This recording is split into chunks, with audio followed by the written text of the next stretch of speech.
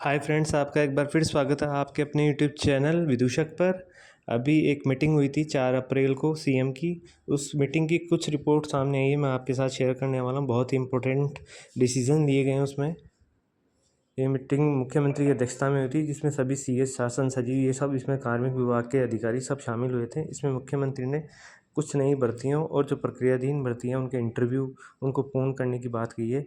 तो इसमें point wise मैं आपको बताने जा रहा हूँ कि क्या क्या उनमें डिसीजन लिए गए हैं। पहला है, ऐसी भर्तियाँ जिनके परीक्षा परिणाम जारी किए जा चुके हैं, उनके जो इंटरव्यू हैं, डीवी हैं, वो प्रक्रिया उनको जून में पूरा कर लिया जाए। समस्त विभाग वर्षवार सेवानिवृत्ति में रिक्त होने वाले पदों की जो रिक्तियाँ हैं 4 साल की, वो निर्धारित करके कार्मिक विभाग को भेजेगा। भर्तियों के संबंध जो घोषणा की गई उनकी पालना संबंधित विभागों द्वारा आवश्यक रूप से सुनिश्चित की जाए और उनको पूरा किया जाए। फिर जो चौथा पॉइंट है, उसमें पूर्व में जारी निर्देशों के क्रम में समस्त प्रशासनिक विभागों, उनके प्रकिरणीय सेवाओं, वर्तमान सरकार कार्यकाल आदि दिनांक की नियुक्ति का विवरण वेबसाइट पर अपलोड करेगी। श्रम कौशल विभाग उद्यमिता विभाग है, जो निजी क्षेत्र में 6 लाख लोगों को रोजगार देगा। नवसर्जित 8 जिलों में जो एडमिनिस्ट्रेशन के दृष्टिकोण से पुराने योजना के अनुरूप पद सृजित किए जाएंगे। राज्य हित में यदि आवश्यक हो तो अवकाश के दिन भी भर्तियों को जो परीक्षा करवाकर जल्दी से जल्दी पूरा किया जाए। विभिन्न प्रक्रियाधीन भर्तियों के पदों की संख्या में वृद्धि, भर्ती प्रक्रिया में तेजी के संबंध में निर्देश, यथा प्रक्रियाधीन भर्तियों के पदों की संख्या वृद्धि, दस्तावेज सत्यापन में गति आदि की बात की गई है। उसमें भी कुछ दिशा निर्देश दिए गए हैं। कार्मिक विभाग के स्तर पर प्रक्रियाधीन कोई भर्ती है तो उसकी मॉनिटरिंग की जाएगी। फिर विभिन्न सेवा के समूहों की भर्ती परीक्षाओं में निर्धारित शैक्षणिक योग्यता 8वीं 10वीं के स्थान पर स्नातक करेगी, उसकी चर्चा ये विभाग स्तर पर करेंगे। भर्ती प्रक्रिया में अनुपस्थित अभ्यर्थियों की संख्या बहुत ज़्यादा, उसको ठीक किया जाएगा, उसके लिए कुछ ये किए जाएंगे। सीईटी की बात की है। आरपीएससी और आरएसएसबी बोर्ड में कार्य की अधिकता को देखते हुए मानव संसाधन और अन्य संसाधन बढ़ाए जाने के प्रस्ताव दिए गए हैं।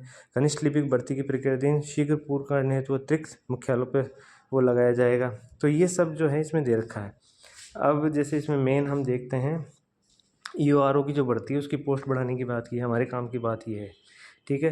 और उसमें क्या है, पदों को बढ़ाकर शामिल करने के लिए आरपीएससी को अभ्यर्थना भेज दी है। सफाई कर्मचारी की भर्ती के लिए चिकित्सा स्वास्थ्य विभाग में विभिन्न सेवा के संवर्गों की आयोजित भर्ती परीक्षाओं को शेष पदों पर पूरा किया जाए। आरपीएससी आयोग द्वारा खाद्य सुरक्षा के इंटरव्यू, चिकित्सकों के 1700 भर्ती पर नई भर्ती आएगी, जून में पूर्ण हो जाएगी वो, ठीक है। कांस्टेबल की वैकेंसी है। पशु परिचर के डीवी को पूरा किया जाए।